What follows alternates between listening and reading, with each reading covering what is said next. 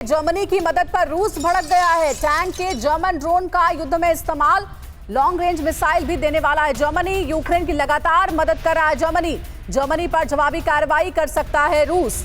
तो देखिए, रूस अब जर्मनी पर भड़क उठा है क्योंकि जर्मनी लगातार यूक्रेन की इस युद्ध में मदद पहुंचा रहा है और इसी बात को लेकर के पुतिन गुस्सा है। जानकारी है कि ये भी मिल रही है कि लॉन्ग रेंज मिसाइल भी देने वाला है जर्मनी यूक्रेन को।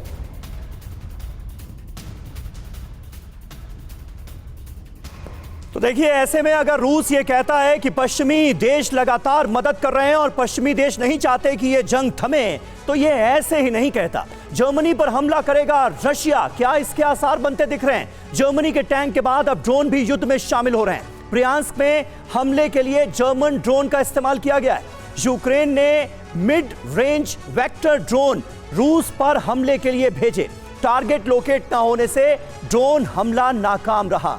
जर्मनी ने यूक्रेन के लिए 300 ड्रोन बनाने का ऑर्डर दिया था। 300 drone. German company quantum system बनाती है ये वेक्टर ड्रोन। रूस ने ड्रोन स्ट्राइक को आतंकी हमला करार दिया है। हमले में जर्मन ड्रोन शामिल होने से रूस भड़का हुआ है। जर्मनी पर जवाबी एक्शन ले सकता है रूस। खबरें इस तरह की भी सामने आ रही हैं। लेफ्टिनेंट जनरल वीके चतुर्वेदी, किस तरह से आप देखते हैं जर्मनी और रूस की बढ़ती इस तल्खी को? ये तल्खी ऑलरेडी बिटवीन रूस और नाटो कंट्रीज जितनी है उन सब के बीच है अभी।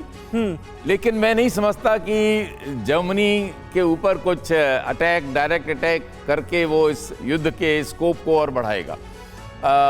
आज के दिन अगर देखा जाए तो दोनों Russia as well as Ukraine एक ऐसी स्टेज पर हैं जबकि फटीग सेट इन हो चुकी है। लेकिन अगर आप वेपन्स, इक्विपमेंट और फौज का देखें तो रशिया बहुत ऊपर है, यूक्रेन बहुत कोई कंपैरिजन नहीं है। ये अनइक्वल वॉर है। रशिया एक ऐसी शक्ति है जो जिस दिन चाहे इसको ख़त्म कर सकती है, लेकिन शायद वो फुल फोर्स अप्लाई नहीं करना चाहती। यूक्रेन, जेलेंस्की जो अभी भ्रष्टाचार के आरोप भी उन पे लगे हैं, मैं समझता हूँ धीरे धीरे उनकी जो एक पॉपुलैरिटी है वो रेटिंग कम होगी। जेलेंस्की का एक नेतृत्व अगर देखा जाए तो एक ऐसे नेता हैं जिन्होंने दूसरों के लिए अपने देश का इंटरेस्ट जी, यानी कि अब उनके फैसलों पर, उनके लीडरशिप पर उनके ही देश के लोग सवाल भी उठाने लगे हैं, ये आप कह रहे हैं। सर देखिए, एक और बड़ी खबर, यूक्रेन को एयर डिफेंस सिस्टम देगा जर्मनी और दूसरे देशों से भी एयर डिफेंस सिस्टम मिल सकते हैं। जेलेंस्की ने कहा कि कई देशों से हमारी बातचीत चल रही है।